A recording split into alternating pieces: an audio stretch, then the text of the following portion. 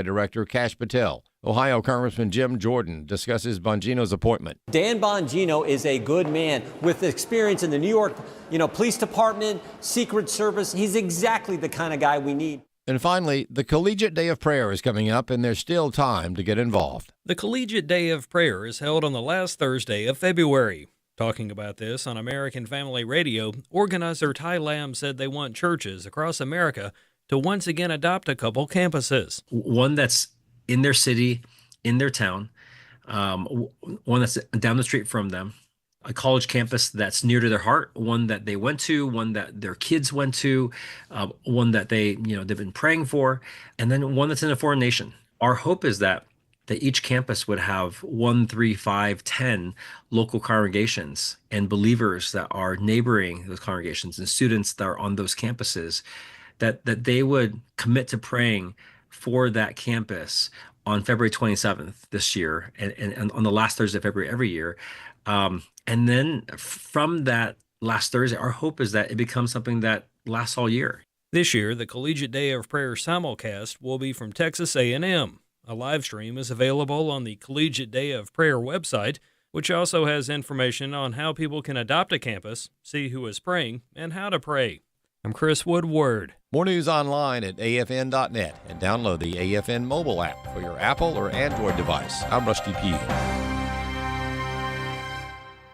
The loss of a child through abortion, miscarriage, or stillbirth affects the emotional health of families. Feelings of anger, sadness, and regret can be overwhelming. There is hope and healing in the aftermath of a reproductive loss. Call the International Helpline at 866-482-LIFE to talk with someone who has been where you are and healed to help others. Your call is confidential. 866-482-LIFE. Welcome to Today's Issues. Join us for the next hour as we offer a Christian response to the issues of the day. Here's your host, Ed Vitagliano. And welcome to Today's Issues. Ed Vitagliano sitting in for Tim Wildmon today. I am joined in studio by Fred Jackson. Good morning, Fred. Hey there, Ed. Good morning. And Chris Woodward is in the studios. Good morning to you. Good morning. And then in Kansas City is Dr. Ray Pritchard, the stellar spokesman for the Scriptures. Good morning, Ray. Good morning, Ed. How you doing today? I'm doing great. I find it strange. Ray does not have his Montego Bay shirt on.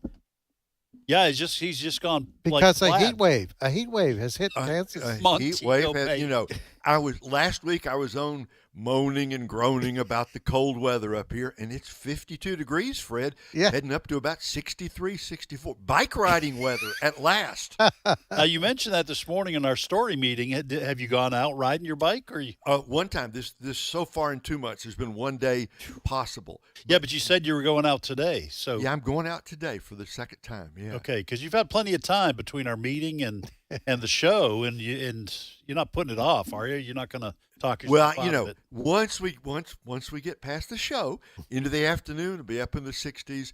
I'll put on my Montego Bay, my polo shirt, and away we're going to go. Well, we do have some warmer weather. That's I don't know if it's everywhere. If it's in the northern parts, it's got to be better than last week up in the northern 70 tier. Plus here. I'll look it up. Yeah, because we were talking 50 below wind chill factor in some places. And I know. Jan Markell may have a polo on today. I say that because it's 39 currently in Minneapolis. 39? Yeah. Heat wave. Global warming. Yeah, heat wave. All right, so it's been a good week, and we now turn to the news of the day, to some good things going on in D.C. for a change. Yes. Doge is at it. Doge is kind of like a comic book character, the superhero. Doge Man. Saving you money. I think it's getting to the point pretty much where AFN.net, at least temporarily, may need to create a Doge column or section just for us to compile some stories there. I say that because Doge, the organization or commission headed by one Elon Musk, continues to say it's saving us money. They're in the tens of billions of dollars now. You're going to kind of find a variety of savings amounts depending on the news outlet. For example, I'm looking at the U.S. Debt Clock website right now. Apparently, or we have reportedly saved about $135 billion thus far, and it continues to go up. Now, obviously... Yeah, I was going to say this is going in the right direction. Yes. This is much needed what Doge is doing, but this is a drop in the bucket right now. Yeah. And on AFN, I think one of the articles I saw said something about Doge is doing well, but one Republican says that they need fearless reinforcements from the Republican Party because you've got to have stick-to-itiveness on an issue like this, yes, or it will dissipate and the swamp will come right back, rushing back in. Yes, that's a good point to make. Republicans are historically squishy on issues, including spending, because Republicans, for this century at least, have been running not to lose an election. Yes. They're constantly worried about the next election. Well, if we did that, it's going to hurt us in the midterms, and then we got to get, all these things. But I think this time may be different because there are a number of Republicans out there that are in favor of what Musk is doing, one of them being Speaker Johnson. He wants to apply the Doge shavings to the debt and help pay that down, whereas people like President Trump are contemplating sending out money to people because it's our tax dollars to begin with. Why not give it back to the people? Yeah.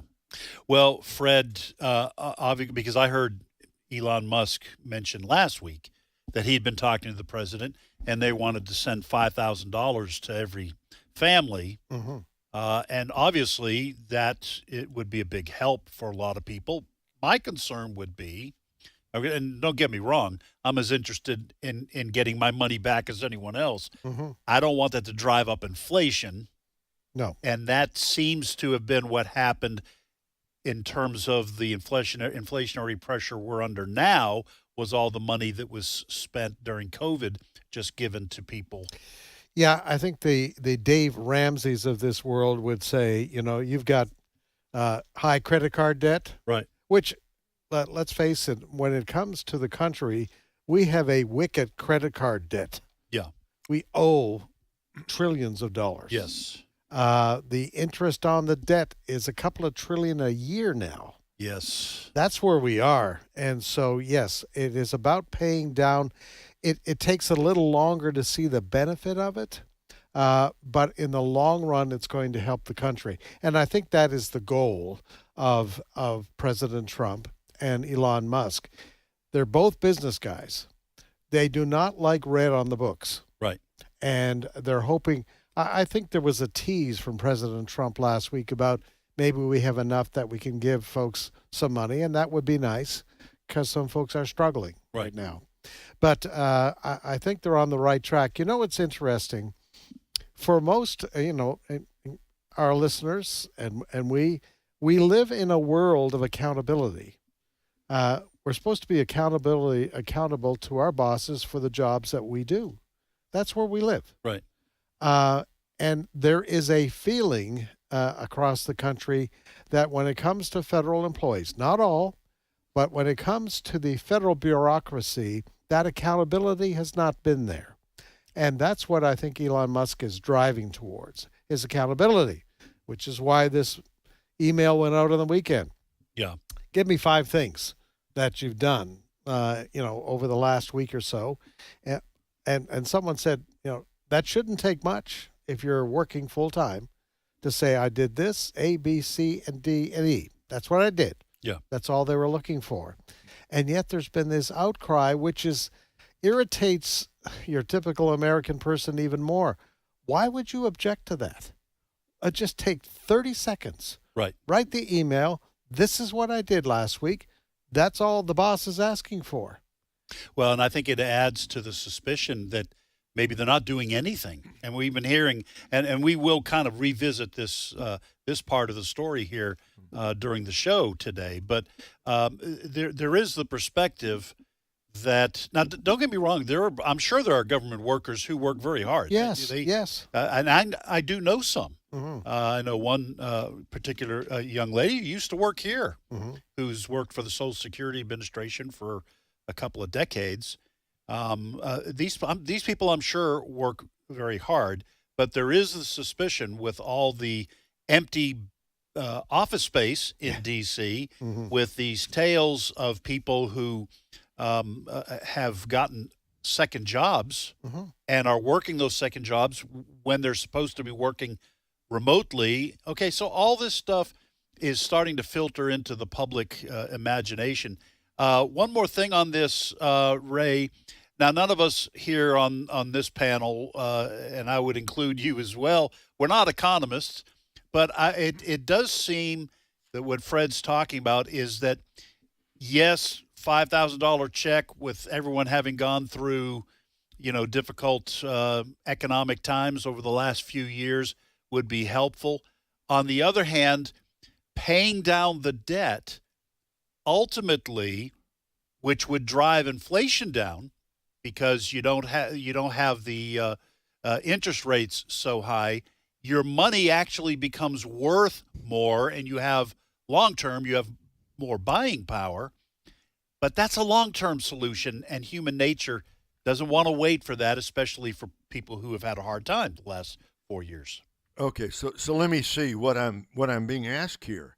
Okay, Ray, do you want $5,000 now, or do you want to pay down the national debt so that 30 years from now things will be? You know what? It's human nature to say, push the button and send me the $5,000 because I can do something with it this week. Yes. I think that's the way. Look, above everything else, Mr. Trump, besides being a wise businessman, he's a politician, right? Yeah. And politicians do think about the voters. Put $5,000 in the bank account of every family in America. Maybe that makes a difference in 2026. That's at least the kind of political calculus you got to be thinking. I mean, Ed, my heart is with you, right? I know what I'm supposed to say. I know what I'm supposed to say. Let's pay down the national debt, and it would be great for my grandkids if we did, right? Yes. And honestly, $5,000, it would be life-changing for some people. For some of the rest of us, it's just, it's extra money to spend here and there, right? Yeah. So okay. Yes. I'm not going to. What button am I supposed to push right now to get the money in my account? I am not going to torment you anymore with this question. Listen, maybe we do a little bit of both. Right. Okay. Maybe we do both. And I like what you're saying there on the political calculus, because the president does need support long term for what he's doing. And that might buy him a $5,000 check per family, might buy him some time in getting his program untracked. And the long term, obviously, we've talked about on this program. Last week, we talked about the, was it $4.7 trillion that they have that went out from the federal government. I don't know whether that was 1 year or over 10 years or what, but it had no memo, no destination, code, and there's the Department of Defense is unable to do an audit and tell where its money went. That's trillions of dollars. What Chris was talking about was some billions. That's pennies. And so maybe long term, to get continued support from the public to continue hacking away and reining in perhaps some massive corruption, maybe that $5,000 does the trick. Yep. And it's not a bribe. This is the people's money. Yes. Yeah. It's the art of the deal. Yeah, the art of the deal. Yeah. I do want to play this clip here because we've talked about, we've read statements from people talking about how there's a bunch of empty government offices. Somebody that witnessed that firsthand is the new administrator of the Small Business Administration, that being former Senator turned SBA Administrator Kelly Loeffler. She's been confirmed. She's now in office. She was actually touring the offices last week and realized, hey, there's a bunch of empty cubicles here. What's up with this? But due to efforts by people like Elon Musk to get people to return to office, things are changing, albeit not completely. But don't take my word for it. Clip 6. I can tell you what it was like on Friday. It was like there were tumbleweeds blowing through the office. There were still tags left on desk chairs. And it was my first full day at the agency, and I was so excited to be able to meet people. And to not find anyone there was disappointing. To have 80% of the people back yesterday was amazing, to be able to shake hands. And what's happening is Americans are seeing that they have been paying for empty office buildings, for do-nothing bureaucrats. That ends now. We are going to get this federal government back to work thanks to President Trump's return to work order, and we can expect no less of this administration. We're going to work hard to do that every day. I came out of the private sector where everyone shows up to work. I mean, the American people do not deserve an out-of-control bureaucracy that works from home, overregulates them, goes after their political enemies. They want to know that people are working for them. So we're absolutely going to get that other 20% back to work. Well, Fred, I will say this, that over the last 50 years, maybe longer, but at least the last 50 years, the federal government has ballooned. I mean, it is massive. And the reason for that is that the federal government has gotten ever more controlling and intrusive. So it has slipped its tentacles into so many areas of life. And guess what you need to run that? You need bureaucrats. Yeah. Okay. So at the very least, until we can start to shrink that, the bureaucrats that oversee things have to be at work. Yeah. So it's not an unreasonable request that they be at work to oversee the bureaucracy as we start to shrink it. And this is kind of a stunning thing for a lot of Americans to be hearing over the last month. Is why are these office buildings empty? Yeah. I saw the pictures this morning, what Kelly Loeffler was talking about. They took a camera into these offices, and they were empty. I mean, there hasn't been a warm body in these offices since 2021. Yeah. That's what she's talking about. So there is the expense the American taxpayers have been paying for of leased buildings. Yes. Paying the heat, paying the air conditioning, and there's nobody there. So we can all understand that. Right. What are we doing with not requiring people to come in and fill those chairs? But I find it fascinating, and it is a very clear indication that what Musk and Trump are up to is working, to go from Friday, nobody there, to 80% of the workers showing up yesterday. Yeah. So, they just have to keep at it. Now, you're going to have some people who work from home. She was asked later in the interview this morning, are there some exceptions? Of course there are. There are people with maybe a mobility disabilities. Right. But they're very good at what they do. So why not, have them stay home? And there's going to be cases across the country. There may be somebody that works for her department that lives in Michigan, and they're working from home. I mean, everybody understands that kind of thing. Right. But these are folks, who normally, up to 2021 took a bus into work, drove into work, whatever the case may be there in Washington, but they haven't had to show up now for 3.5, 4 years. The American people say, okay, it's time. Yeah. Ray, I got to say that, and I'm with Fred, there may be jobs that people can do remotely. And look, if an entire department or an entire office building can do its work from home and get all that stuff done, okay, that's not my call. That would be the call of whoever's in charge of that department.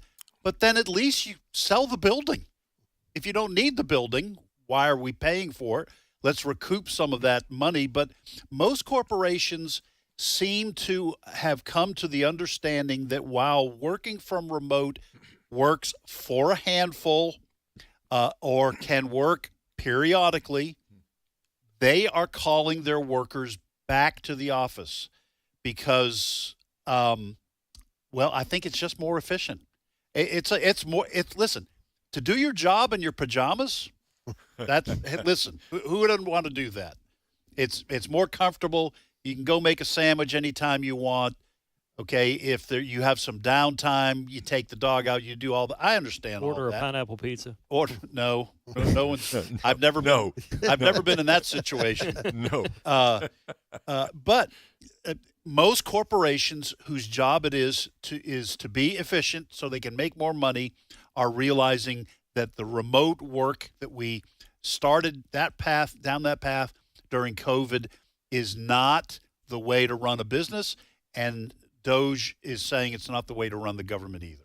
Well, look, working at home was a necessity during COVID, the pandemic, the worries, the fears that gripped the nation. All right, so that worked. I'm not going to say how well it worked, but it worked. And so you had these huge corporations basically having everything done at home. But those companies, by and large, have found out that if they want accountability, the only way to get real accountability is to get the men and women of the workforce in the cubicle, in the office, behind their desk. And I think Doge is saying nothing more than what common sense tells you, that it's going to be better for your workforce if you can actually see them face to face. Yes. And have accountability that way. I saw a really good picture this morning. And I think it was some office people kind of having a good time. But the depiction was, this is how we've been dressing in the last few years for Zoom calls. Yeah. Yes. So the ladies from the waist up had a nice blouse on. Yeah. And the guys might have had a shirt and tie and that sort of thing. From the waist down, pajamas, slippers, right? cabana shorts. Anything goes. Yes, that's right. So they were having a good time with that, but it's time to get back to work. Yeah. All right, Chris. I want to. Yeah, this is one more update here that you can find on our website, afn.net. A federal judge has rejected the Associated Press's restraining order request against the Trump administration after the AP was denied access to press briefings and interviews with the president. The Trump administration doesn't like the AP because it's still referring to the Gulf of Mexico as the Gulf of Mexico. Trump has renamed it Gulf of America and wants the AP to go with that because that's how our federal government is now calling it. Here is a little bit of audio from new White House Press Secretary Caroline Leavitt, clip 5. Covering the American presidency in the most intimate and limited spaces in this White House, in the Oval Office, on the Air Force One, is a privilege. It is not a legal right. And we want all voices to have that opportunity. I've said this before, but for some reason, the AP acts as if somebody decades or centuries ago passed away and gave them the end-all be-all right to be the voice of news. And they do put themselves on this pedestal, and they think we should be there. Well, I will say this about the Associated Press. When I was growing up, and Fred, you can correct me, it was United Press International, UPI. There was AP, Associated Press. That's pretty much here in America. There might have been, Reuters and BBC, whatever. And Reuters, Yahoo. Yes. Just a few. Well, I'm saying when I was growing up, there was no Yahoo. Yeah. I mean, I knew some people who were Yahoos, but in terms of Yahoo News. But they were at the top of the kind of the food chain because they had contributors all over the world. Yes. And so I do kind of understand the fact that AP is kind of the lone person's group standing, but they got to behave themselves. Listen, I noticed this yesterday. There's a little bit side note here, what you were saying, Chris. I went to my weather app, so I pulled it up again. I wanted to check to see what the weather would be like today. I think in advance, what am I going to wear tomorrow, that kind of thing. And Gulf of America, there it is. Yes. It's right there on my weather app. There's Dallas and the South, and showed the rain moving on this direction. Gulf of America. There you go. Yeah. Yeah. It's interesting what Trump has wrought. Yes. Yeah. And that's what they were saying at the White House. This is what we're calling it. And you have a news agency that's refusing to comply with that. And the White House, as Caroline Leavitt has said, it's a privilege to come to the White House and cover things. It is not a right. That's the argument. Do you guys remember during the Obama administration, the whole Burma, Myanmar thing? Myanmar was Burma. It wanted to be called Myanmar, but the Obama Biden administration said, no, we're still going to call it Burma. They didn't recognize the government at the time. The AP went with Burma because that's what the Biden administration called it. And here Biden you've got or Obama? Obama. Okay. And now you've got a similar situation where the federal government, the chief executive, is saying we're going to call this, and the AP will not budge. Well, and Biden changed the names of our military bases. Yes. Our military bases. Changed the name of mountains. Right. And the AP went along with that. Yes. Well, Ray, I guess it kind of depends for an organization like the Associated Press that is, I'll be polite, it's left-leaning, okay? I don't want to say, completely leftist, although I think it probably is. I guess it depends on who's calling the shots and who's changing the names. Well, it's now the Gulf of America. Somebody may change it later. It's a body of water. AP, get with the program. If you want to come into the White House and be part of the press briefings and all that, get with the program, right? Yeah. Listen, if you're gonna come in my house, right, you got to be respectful. That's right. All right. You're an invited guest. That's what AP is in terms of the press briefing. You got to be respectful, and they're showing their disdain for President Trump and refusing to do what they gladly did for Biden and Obama when those two men were president. So I don't blame the president. You come into his house, you got to behave yourself. You got to keep your shoes and socks on.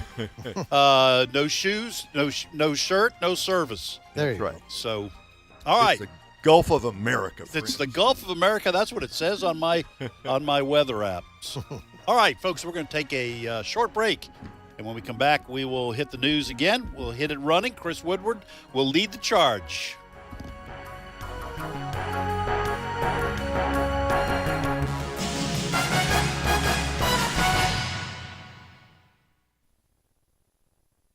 It's my turn. Here is your host for My Turn, Don Wildmon. Life can be awful frustrating at times. There are frustrations at home, such as never enough time, hard to fix a meal which each member of the family likes. Any of you housewives ever do that? You fix a meal and 3 out of 4 like it, but that 4th one doesn't. Another frustrating thing is that parents don't understand teenagers, and teenagers are inconsiderate to parents. 2, there are financial frustrations.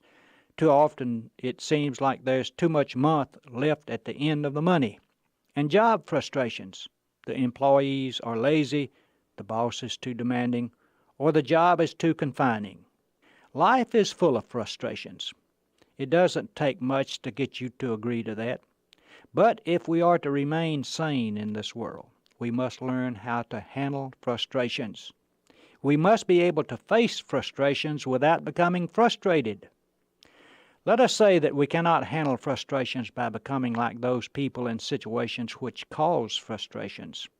If we do, we will add to the problem rather than help in the solution. It helps tremendously if we can learn to accept frustration as a normal part of living. Once we do this, then we are in a position to learn from our frustrations, get something from them, and make them pay us their dividends. Sometimes there are simple solutions to our frustrations. If we're short on time, perhaps we're trying to do too much. If there isn't enough money for all our wants, perhaps we need to trim our wants a little and get them in line with our money. If we are habitually late, maybe we need to begin a little earlier. God has some simple answers for us if we will but pay attention to them. When frustrations come, cool down and think things over. A period where you can just be alone for a few moments and talk it over with God helps. Remember also that not everything is wrong. Most things are still right. Think on the things which are still right. Remember that God is still the same God, still present, willing, and wanting to help. We should not merely accept frustrations. No, we should attack them and put them on the defensive. We must not let them control us. We must always be in control of them. By doing this, we keep from letting our frustrations frustrate us. Frustrations can be frustrated. We're told that God is able to do exceeding abundantly above all that we ask or think. Take Him up on that and He'll help you frustrate even the most frustrating frustrations. In the Old Testament book Hosea, we read, I will make the dale of trouble the door of hope. Can you imagine that? Turning trouble into hope. God is saying that He can actually frustrate frustrations. Let us not give up when faced with frustrations. Let us do with them what it was intended that we do with them. Make them constructive, useful situations. Keep in mind that we can, with the help of God, turn trouble into hope and frustrations into fruit. This has been My Turn with Don Wildmon, a production of the American Family Association. The Lord looks down from heaven on all mankind to see if there are any who understand, any who seek God. Psalm 14:2. American Family Radio. This is Today's Issues. Email your comments to comments@afr.net. Past broadcasts of Today's Issues are available for listening and viewing in the archive at afr.net. Now, back to more of Today's Issues. And welcome back to Today's Issues. Ed Vitagliano sitting in for Tim Wildmon today. I am joined by Fred Jackson, Chris Woodward, Dr. Ray Pritchard. All right, Chris, what's up next? Well, I want to bring our listeners and readers' attention to the annual Collegiate Day of Prayer. This is an annual event. It's been around for a good while now, and this year's Collegiate Day of Prayer is February 27th, 2025. In recognition of this, American Family Association sent out an email from Tim yesterday bringing this to people's attention, inviting them to participate. There's all kinds of instructions here on how you can get involved. I'll share a link to that in a minute on our Today's Issues Facebook page. But while we are talking about this, a couple of days ago, a gentleman by the name of Ty Lamb was on AFR's The Stand radio program. Ty Lamb is an organizer of the annual Collegiate Day of Prayer, and he told our host, Jeff Chambly, I've got a lot of ideas, and here's what I want various churches to do to adopt several campuses to pray for this year. Clip 11. One that's in their city, in their town, one that's down the street from them, a college campus that's near to their heart, one that they went to, one that their kids went to, one that they've been praying for, and then one that's in a foreign nation. Our hope is that each campus would have 1, 3, 5, 10 local congregations and believers that are neighboring those congregations and students that are on those campuses, that they would commit to praying for that campus on February 27th this year and on the last Thursday of February every year. And then from that last Thursday, our hope is that it becomes something that lasts all year. Ray, I'm going to come to you next. But folks, I do want to let you know that you can, I think the link that Chris is talking about is at afa.net. It is front and center, kind of it's an action alert. Ray, God is doing something on our colleges and university campuses. We heard about that. I think it was the summer before last. Sometimes I get a little mixed up on when these things happen. I don't think it was this past summer. But there were major moves on college campuses around the country. I think it started at Asbury. But we're talking about not just, college campuses with a Christian heritage. We're talking about Ohio State University, things going on at Georgia. I mean, this is all across the country. And I think God is doing something in our younger generations. And this is an opportunity for people to focus their prayers on college campuses near them, or like as the brother was saying, maybe you have an emotional connection where you went to college or where one of your kids went to college. Tell our listeners why prayer is important and critical to a move of God. Well, let me just mention a couple of things, Ed. Number one, the colleges and universities of America, that's where the leaders of tomorrow are going to come from. the doctors, the lawyers, the politicians, the artists, the authors, the great athletes, the engineers, the builders. That's the leaders of tomorrow, of the next 30, 40, 50 years. They are in colleges and universities today. So that's one thing. Number two, historically, if you look back over the last 300 or 400 years and ask, where does revival begin? It has often started on college and university campuses. God seems to move there among these young people. And so it's what you've said. University of Florida, Auburn University, Ohio State. We've heard these amazing reports in recent months of 4,000, 5,000, 8,000, 9,000, 10,000 students coming together. That they worship, they pray. And I've seen the videos of these hundreds of these young people coming forward to give their lives to Jesus Christ. And get baptized. I mean, it's just, yeah. Baptized. So if you said to me, now I hear people saying, America is on the brink of revival. You know what? I don't know. That's in the mind and heart and hand of God. But if America is on the brink of revival, I hope and pray it is, I think it's going to start on the college and university campuses of America. And, you know, many of us inside the church, we've sort of given up.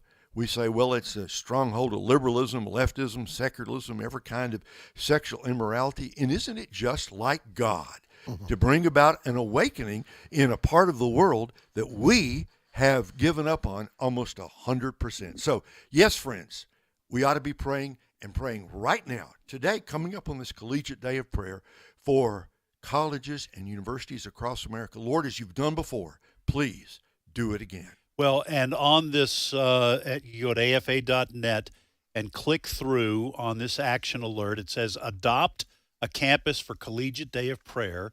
If you scroll down to the bottom, there is a link to a video calling the world to pray for students everywhere. Folks, this has moved global. This has gone global. They are asking for people everywhere to pray for colleges and campuses in their country.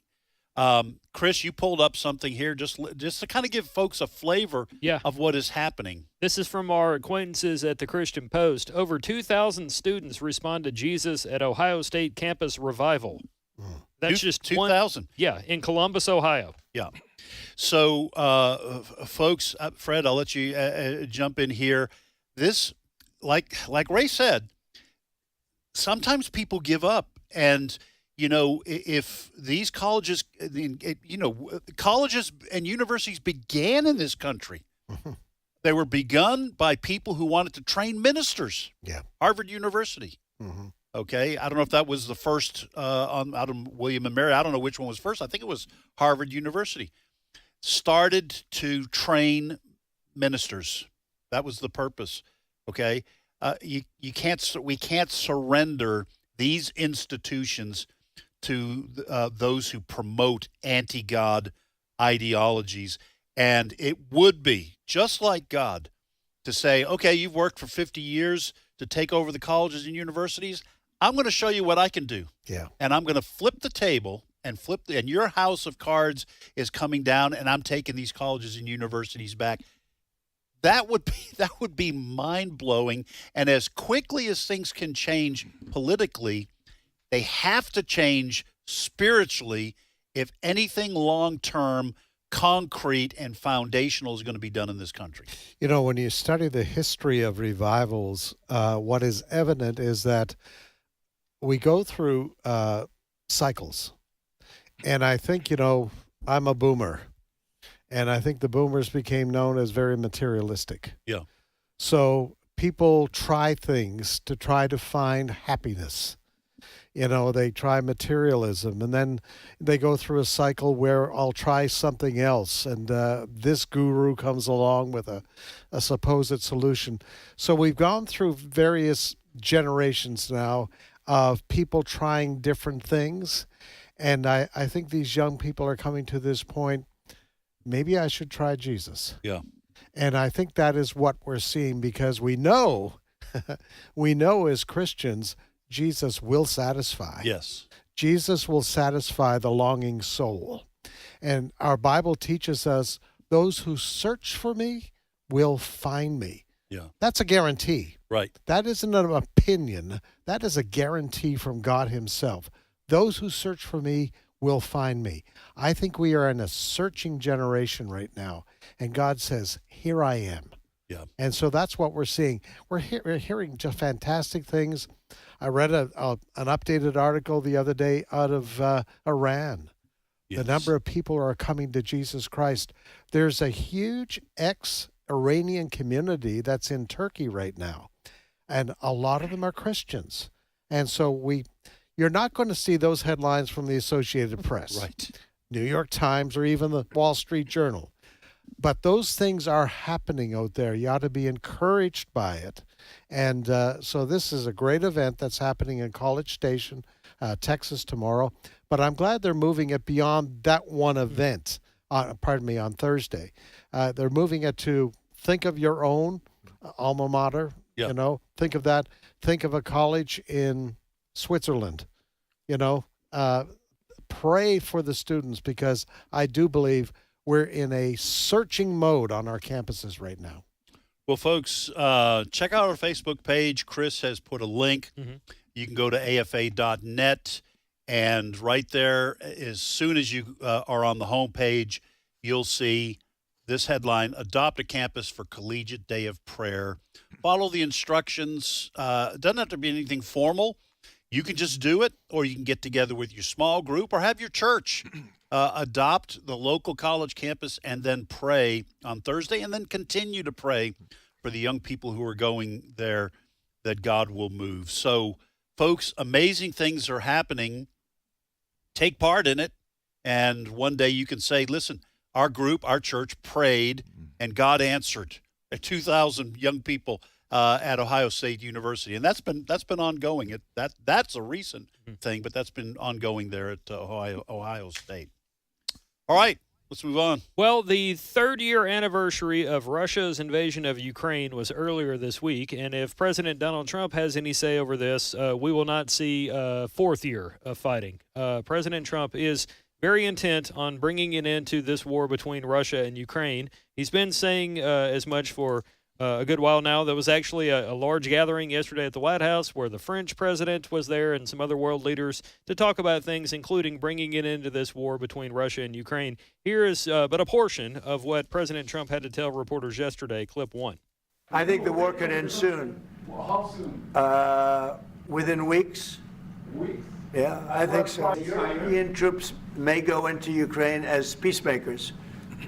So when the agreement is done, they can watch that everything's followed properly. I don't think that's going to be a problem. Is Vladimir Putin to accept the European troops as peacekeeper, would you think? Yeah, he will accept that. Who is he talking about will accept that? I didn't hear that. Zelensky and Putin, both sides.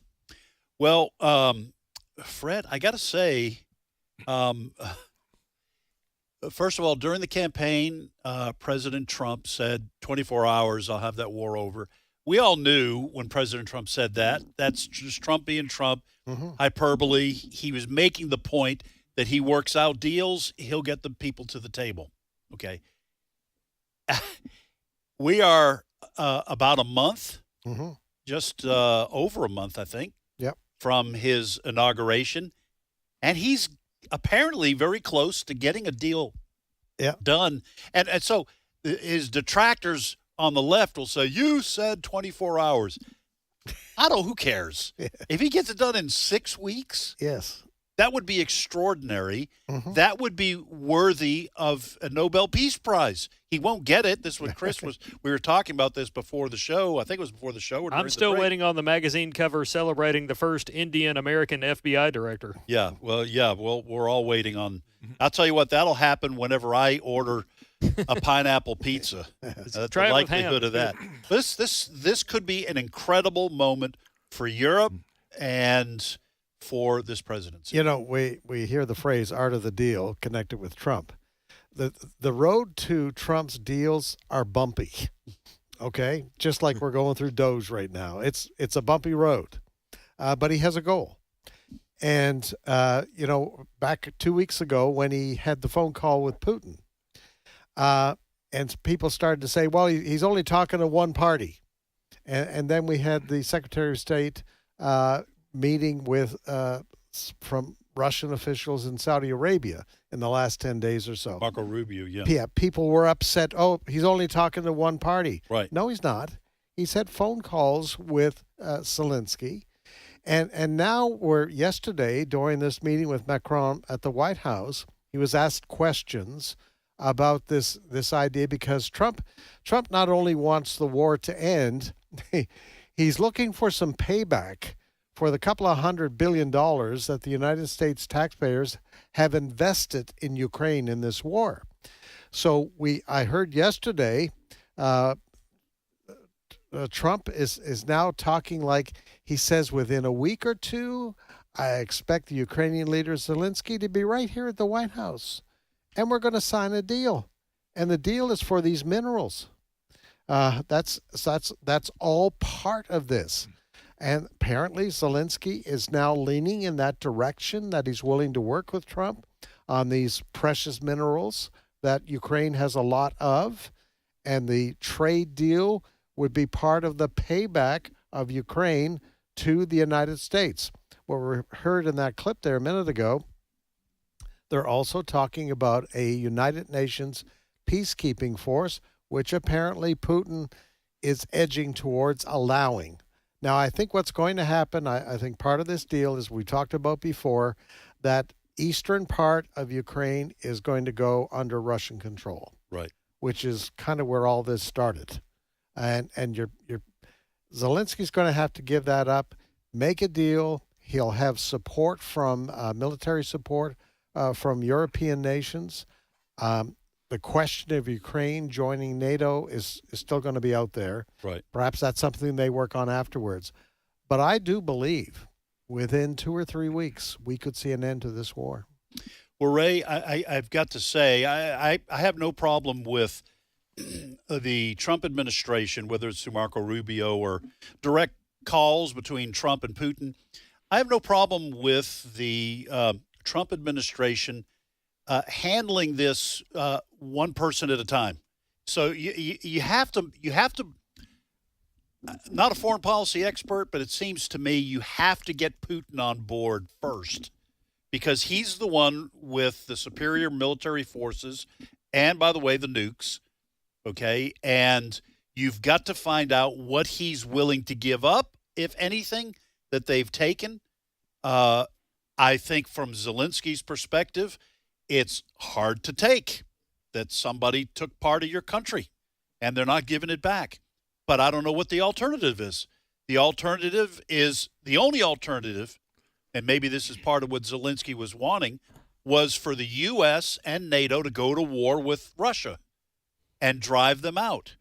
And I don't think anybody wants to do that. And Russia is a nuclear power, and they could use tactical nukes and obliterate entire U.S. divisions if there's a war in Europe. This is a real possibility. So I think that Trump is trying to make the best of a bad situation. He's not playing footsies with Putin. Putin's got his forces in eastern Ukraine, and now you got to find out how to try to bring the hostilities to an end. So if you stand back, Ed, and think about this just for a moment, who started this? Well, the Russians did. Mr. Putin did. And that's just a fact. It started because Mr. Putin wanted to, I believe Putin thought that Ukraine would fall, that Zelensky's government would fall. And you remember in the early days of the war, they had those long columns of tanks and troops down there, not that far from Kyiv. But they got close, but they didn't get any farther than that. The Ukrainians, very strong, resilient people, they fought back. And so Mr. Putin's calculation was proved wrong. Ukraine was no pushover. So here we are a couple of years. What is it? Is it 3 years now? 3 years. 3 years later. Okay, so you're going to have to give back. You're going to have to give up Donbass. That's the eastern part of Ukraine. Well, the Russians were already there before this war started, right? They were already in Crimea. Yeah. So you're not giving up anything that you had before. I guess you're just going to have to say the Russians are going to have control of that. We're going to end this war. We're going to end the drone attacks. We're going to end the attacks on the hospitals, the killing of the children, and thousands and thousands of people, soldiers on both sides who've died. It's a hard pill to swallow for Mr. Zelensky. But in the end, I don't think he's lost anything that he had before, and at least there will be peace. Because, Ed, it was never, ever going to happen that U.S. troops are going to go in there and fight against Russia. Because there's another term for that. That's called World War III. Right. If we start going directly against Russia, that is World War III. That was never going to happen. So I think Mr. Zelensky, being ultimately practical as all world leaders have to be, is going to make some kind of deal between him and Trump and President Trump and Mr. Putin. And I would guess, Fred, I will say within 3 weeks, 4 weeks, a month, I think this war is going to be over. I certainly hope so. I think the reality is the Russians want this to stop too. They've lost. Yes. Tens of thousands of their young men. They're running into financial problems. Everybody knows that. Right. I think both parties want out of this. They want to save some face in all of this, and I think if this can end, Zelensky was talking the other day. If people don't want me as leader anymore, I'm willing to go. Yeah. And I think you'll see him move off the scene. But I think both sides want this over, and that's why, with Trump there, making the deals with Putin, making the deals with Zelensky, I think within 2 or 3 weeks you're going to see, well down the road at least, and maybe even a deal. And I think that's something we can all celebrate. I have a question I do not know the answer to. You remember a few months ago when, to the big surprise of everybody, the Ukrainians moved into Russian territory, right? Remember that? Right. And big surprise, the Russians completely were caught off guard by that, and they held a big piece of up around Kursk, the north side of Ukraine. I have 2 questions. Number one, are they still there? Are they still holding that territory? And if so, what happens to that territory that the Ukrainians are in now? Is that part of the peace negotiation, right? I think they still have it. I don't think they can keep it because I don't think it's very defensible. Right. I think it was actually a kind of a small incursion, and it's one of these things where it's odd shaped and you could easily be encircled, and whatever troops are there could be cut off. I think they'll have to give that back. Listen, the broader question, and Fred brought this up, is the NATO question. I've said since the Bush administration, I said this makes no sense isolating Russia and continuing to treat them like they are a threat. I thought that George W. Bush should have tried to get Russia, in a sense, into the European community of nations, but we treated them like a pariah. When they had their collapse in 91, it was a severely weakened, damaged nation, and we treated them with disdain. That's my opinion, and I think we should have brought them in to the European community of nations.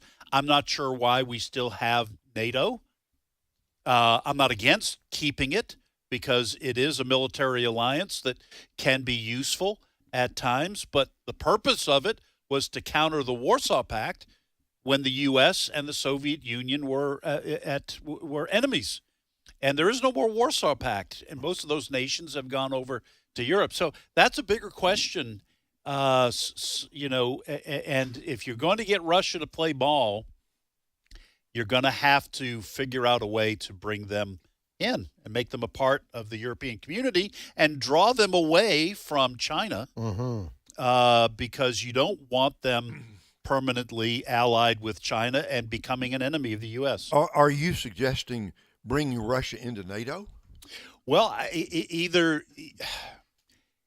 I don't know that Russia would do that right now, but I think you do. The real threat to U.S., I don't want to say supremacy, because I don't want to become I don't want the U.S. to continue being the global policeman, but the real threat to the status quo is China. Yes.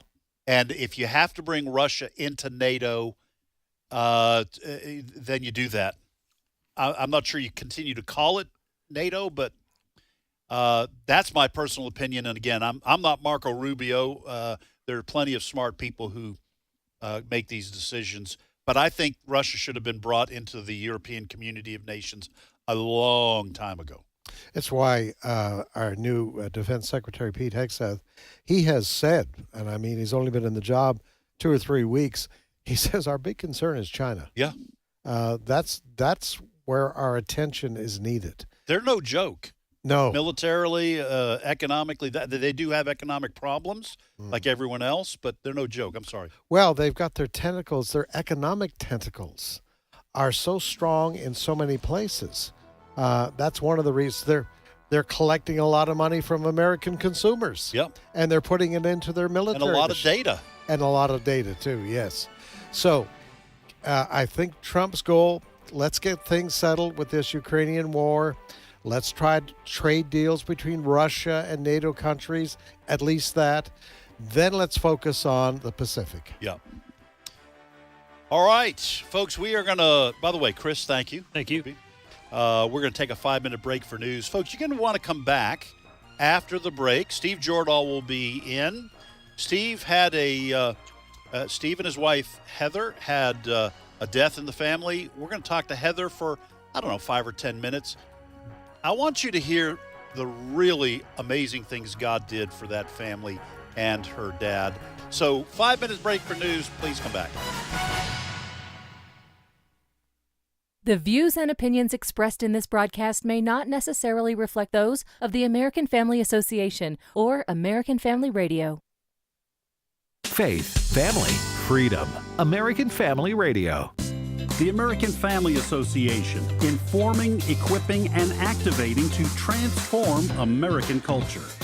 Jesus commissioned his disciples to make disciples, baptizing them in the name of the Father, Son, and Holy Spirit, and teaching them to obey everything Jesus commanded them. We at the American Family Association seek to aid the church in our Great Commission. This is American Family Radio, a listener-supported ministry of the American Family Association.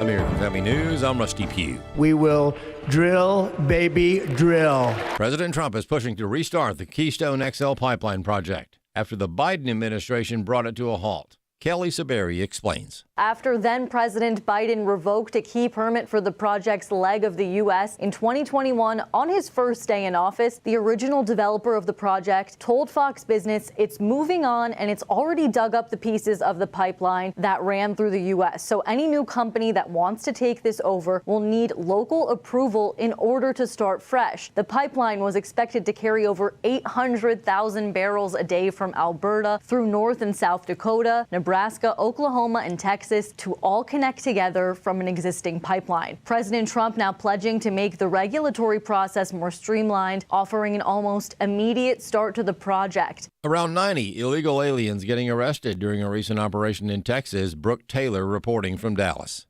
Border czar Tom Homan telling Fox First that around 90 illegal migrants were arrested. These arrests happening in and around the Colony Ridge area. This is right outside of Houston. It's a largely Hispanic development. Officials say HSI, along with ERO officers and Texas DPS, targeted criminal and illegal migrants early Monday morning. Border czar Tom Homan joined that operation. He tells me it was phase one of a larger criminal investigation and that a majority of those arrested were criminal migrants. Now, we're still waiting on a breakdown of just how many, but he says some already had warrants and were arrested at worksite operations. An immigration attorney believes the very threat of facing a polygraph is likely sufficient to deter people from inappropriately leaking law enforcement sensitive information to illegal aliens. Chad Groening has more. Recently, Homeland Security Secretary Kristi Noem issued an internal memo warning all employees that polygraph tests will be used to help crack down on leaks that agency officials say have tipped off the illegal aliens about planned deportation raids. Noem and White House border czar Tom Homan have blamed alleged leaks for disrupting planned immigration enforcement operations in Colorado and California over the past month. Art Arthur is a resident fellow in law and policy at the Center for Immigration Studies. There's a lot of discussion and, to a degree, disagreement about the validity of polygraph evidence, but the very threat of facing a polygraph is likely sufficient to deter people from inappropriately leaking law enforcement sensitive information. And these are significant breaches. Arthur says this leaking puts agents' lives in danger. Because if Tren de Aragua gang members know that ICE is going to show up at a given place at a given time, those TDA members have two choices. They can either flee to avoid apprehension, or alternatively, they could attempt to inflict harm on the agents themselves. It's reprehensible in the highest degree to subject law enforcement officers to any sort of inappropriate danger. I'm Chad Groening. Florida Governor Ron DeSantis is proposing an end to property taxes, but that leaves many concerns about cuts in funding for emergency services and education. Chancellor Wynn with WOFL Fox 35 Orlando with the latest. Some homeowners like Darren LeMay say it sounds too good to be true. It sounds great up front, but there's always and what? Like at what cost? And that is the concern. Property taxes are what pays for public schools and roads, as well as essential services like fire and police departments. Statewide, you're looking at over $40 billion that would either need to be cut from budgets or the money would have to come from somewhere else. If the sales tax were to go up, what the number I've heard preliminarily is it would have to double. Experts say proposing to eliminate property taxes is instead shining a light on other issues like affordability that many Floridians face. Wall Street is falling. The S&P 500 fell 1% in morning trading. The Dow Jones Industrial Average dipped 138 points, and the Nasdaq Composite dropped 1.9%. Treasury yields pulled back in the bond market, while Bitcoin's price fell sharply. More news online at afn.net. I'm Rusty Pugh.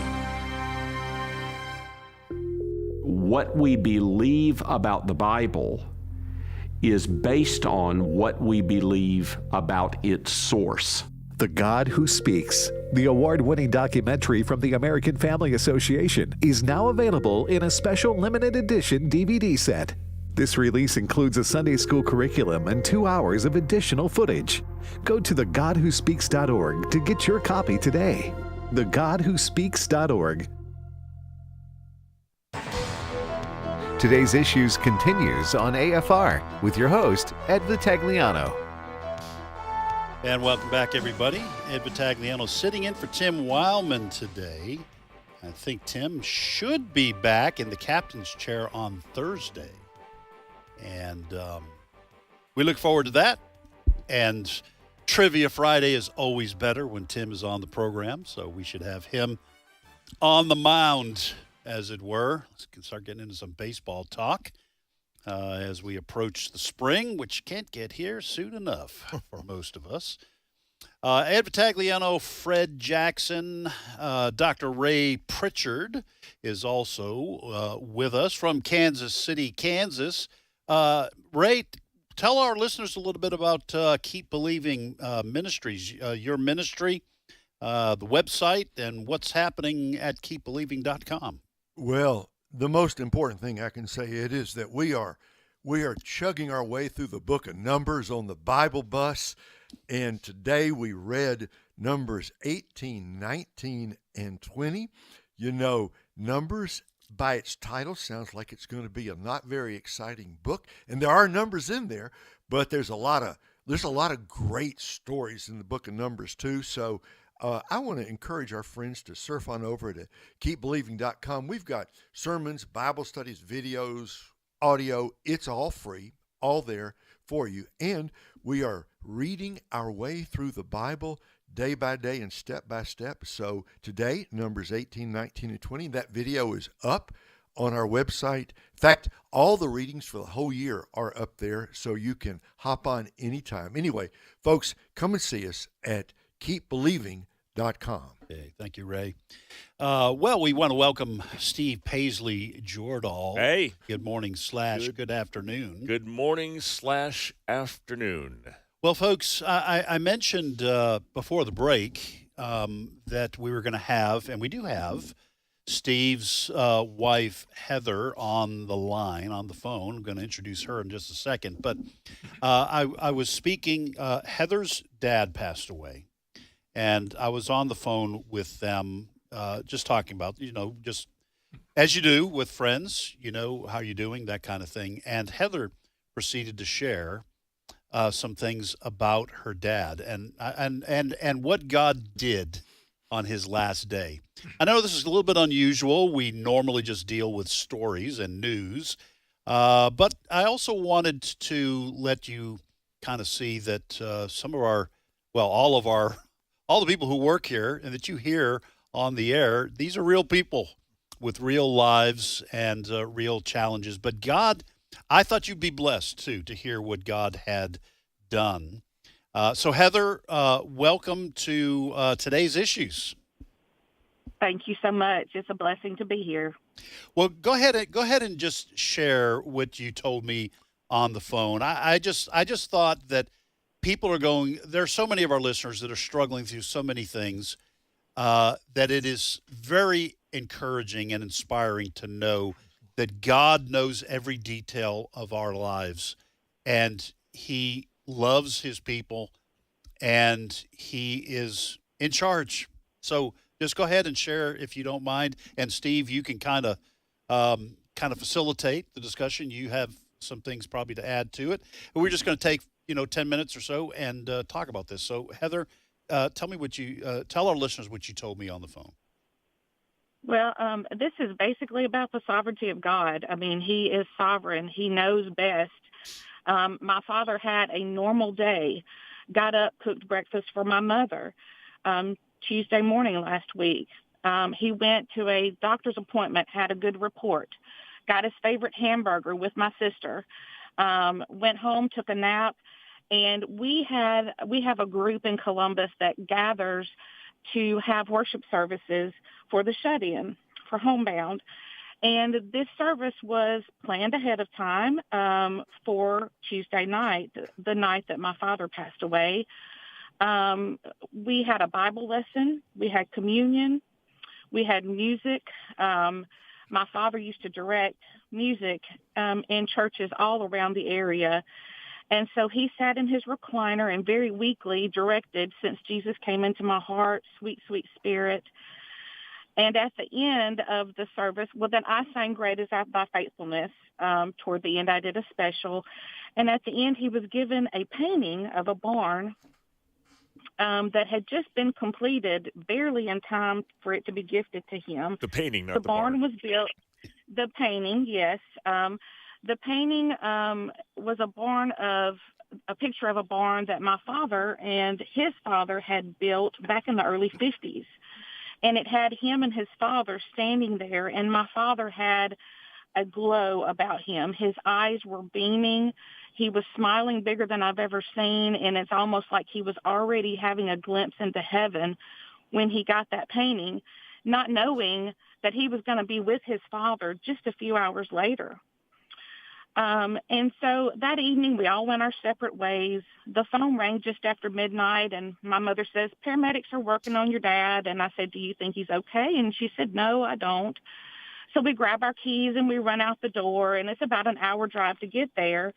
And about halfway there, I called my mother's phone just to check on things, and one of the ministers in the home answered, and I asked how things are, and he said, well, Heather, he didn't make it.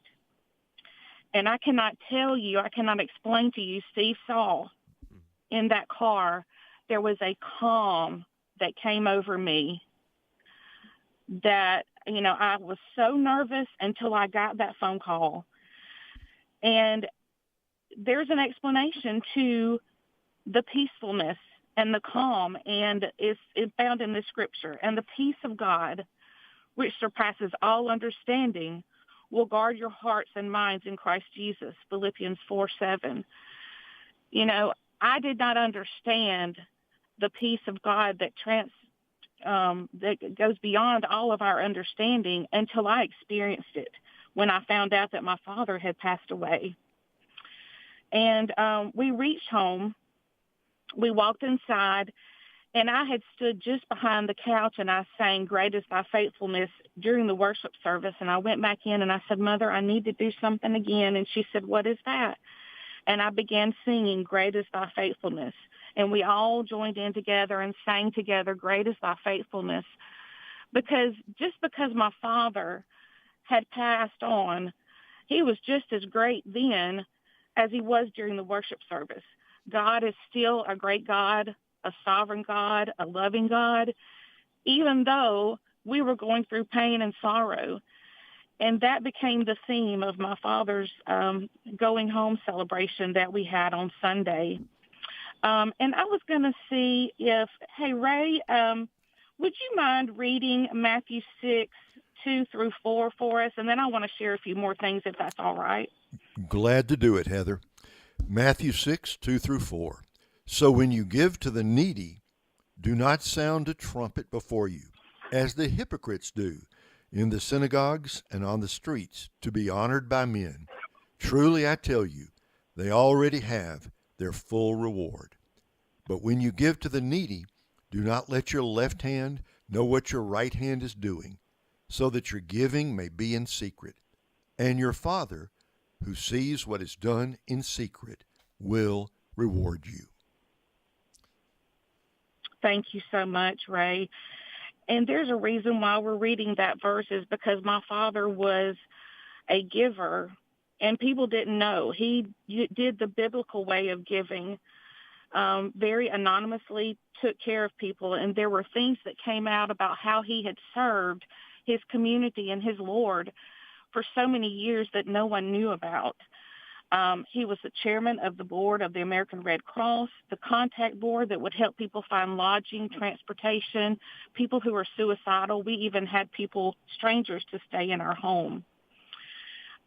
Chairman of the Golden Triangle Home Builders Association, director of the United Way when it was volunteers only, chaired a team raising thousands for United Cerebral Palsy.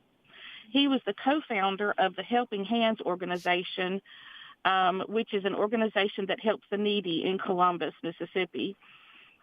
He would get calls about people needing groceries, and he'd say, okay, go on down to the Sunflower store and spend $100, but you can't get beer or cigarettes. You know, he would put little stipulations on there about no beer, no cigarettes. And he remembered the first person that he ever helped with Helping Hands was he helped a stranded lady get a bus ticket home, and he always wondered what happened to this lady. My father was the top salesman in the nation with Liberty National at one point. Insurance. No pressure with insurance, yes. And he was an educational salesman, not a pressure salesman. He was a deacon in the church that he chaired many years to help through some building programs, sang in a gospel quartet, led worship in area churches as needed and accepted no pay. He was a Gideon. He would go and pass out Bibles on college campuses. Now, this is a really neat thing, and people might think he was crazy for doing this, but when they were getting bids for insurance at our church, they would always call my father. He was very dependable. He had a lot of the churches insured in the area, but they were needing to get their vehicles insured. They had church vans and such. And he turned in his bid, but he said, I'm giving you my bid, but this is not the best you can get. I want you to go speak with, and he told the name of the person and gave the telephone number. And it was a member of the church that could give a better rate than he could. Oh, okay. What businessman does that? You know, right. He was the president of the parent-teacher organization and took out a loan to build a gymnasium in the New Hope community, a loan of his personal money, and did fundraising to get the money back to take care of it. Yeah. Some other little things. He picked up widowers for church. Bought a widower for a suit for church. He would pick up widows' vehicles and have them repaired, get new tires for them. And he would drive people to funerals. What now? He would do all this and not get credit, not take credit for it. This is the thing that surprised me about. Absolutely. This is the thing, Heather, I think you'll agree that surprised me about this. When we listed a lot of this stuff in his obituary. Yeah. And I can't tell you the number of people said, oh, well, I knew he did this, but I had no idea he did that other stuff. It's like, Nobody knew the whole picture. Well, this is why I wanted to share this with our listeners, because and then Steve, I'm going to ask you here. We do need to wrap this up, so I want to give you just a moment to encourage our listeners.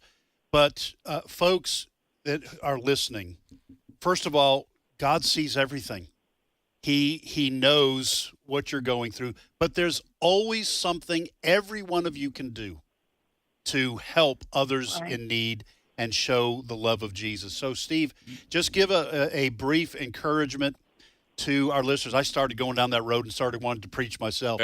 But just and then we'll move on. But just encourage people what God did for Heather's dad on that last day, just kind of organizing everything and wrapping everything up in a bow, so to speak. Just encourage our listeners. First of all, I want to say there's probably a lot of you out there that are disappointed that you're not married to Heather, and I am, because she's a remarkable woman.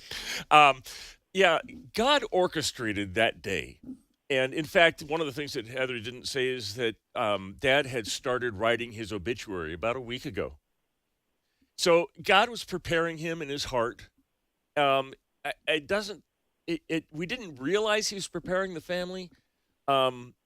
Heather is not one that is easily calmed when she's stressed, but this was divine. Yeah. So, folks, it was divine intervention for sure. My encouragement to you is, even though there is grief in this world, and family is going through a lot of grief, I don't want to downplay that. There are a lot of tears, but in the middle of that, in the middle of your grief, God is there. He knows. He has planned every detail of your life to glorify Him. So be encouraged. Don't think it has to go. Grief doesn't have to go any one particular way. Right. Everybody heals differently. Somebody's experiences might be different than this. Right. But God is a God who's faithful, always faithful. Amen. Hey, Heather, thank you so much for opening up and sharing this about your dad. Thank you, Ed. Ask people to continue to pray for the Jordals, because, grief is a real thing as well.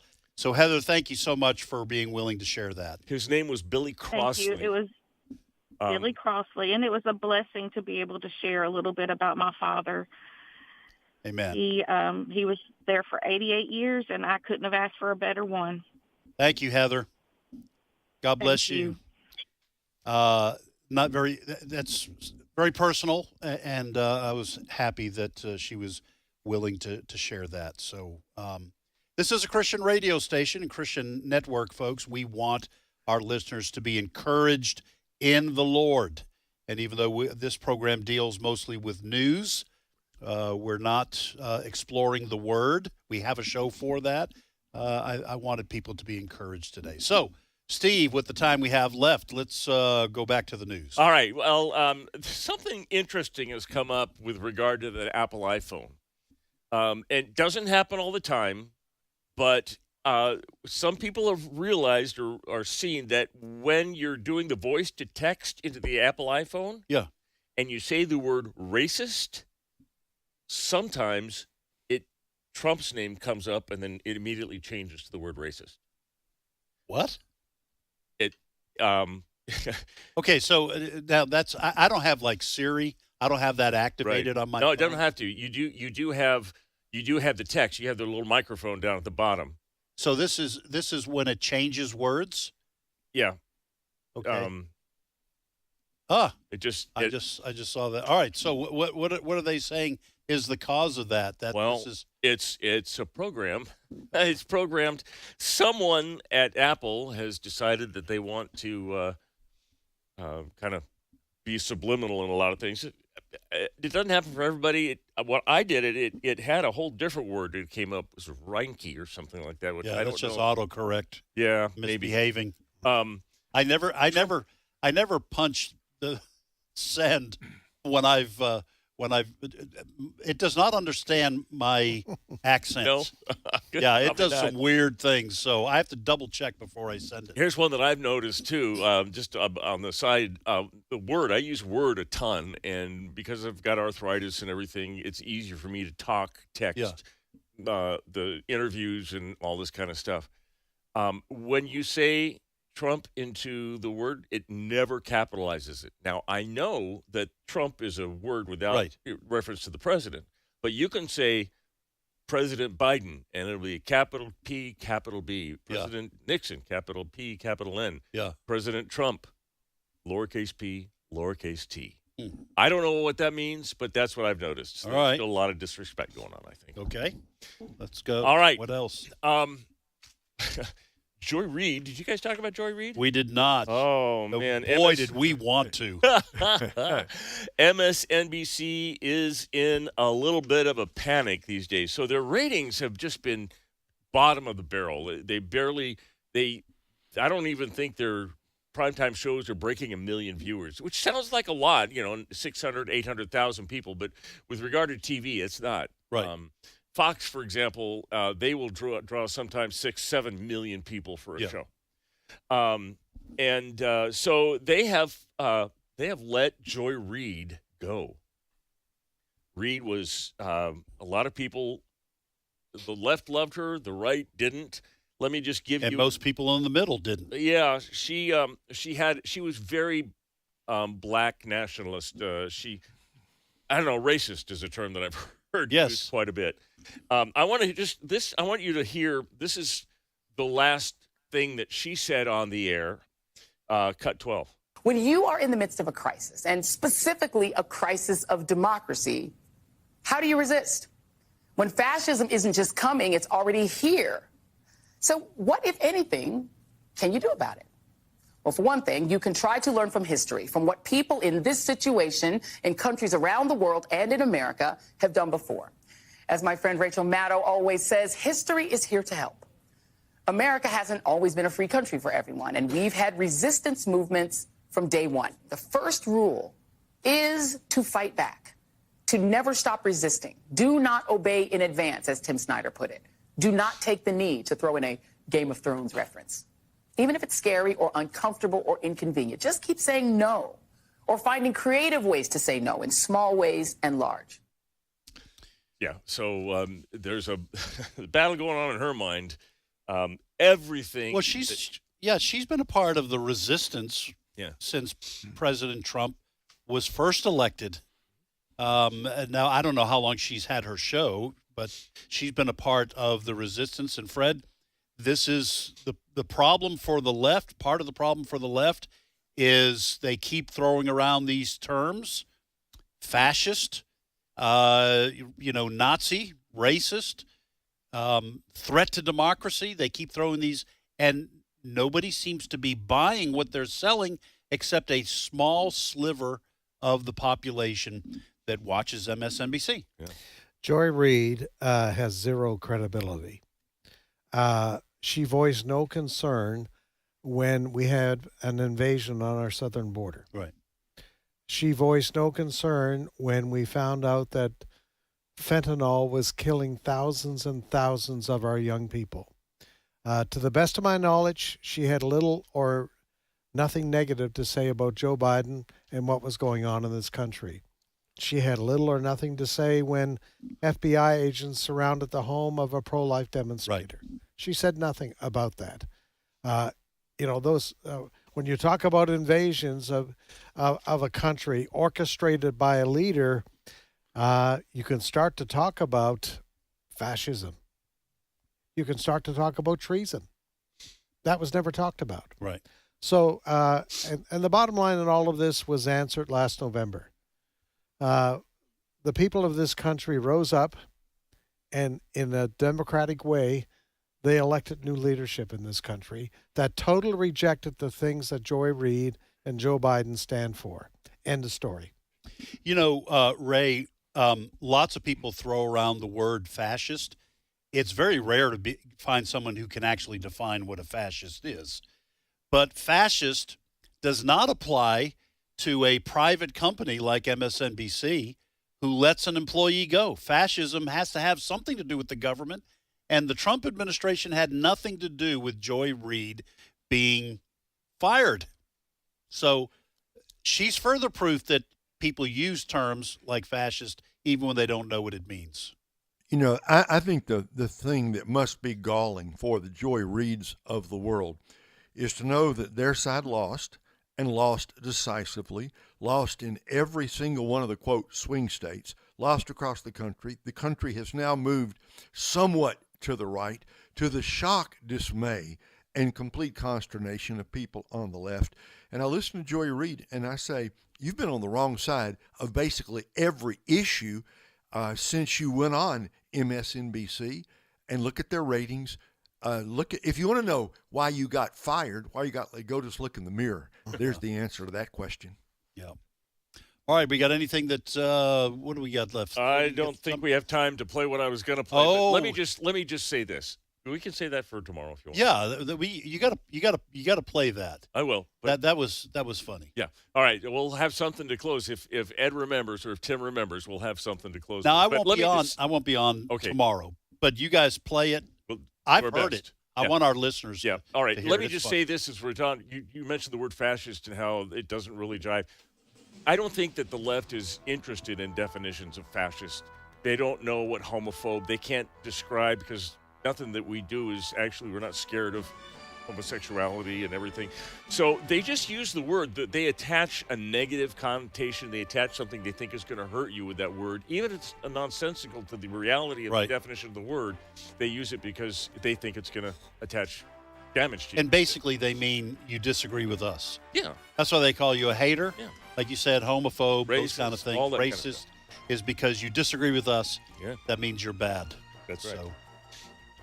All right, folks, that's all the time we have for this edition of Today's Issues. More great programming directly ahead on American Family Radio. Lord willing, we will see you tomorrow.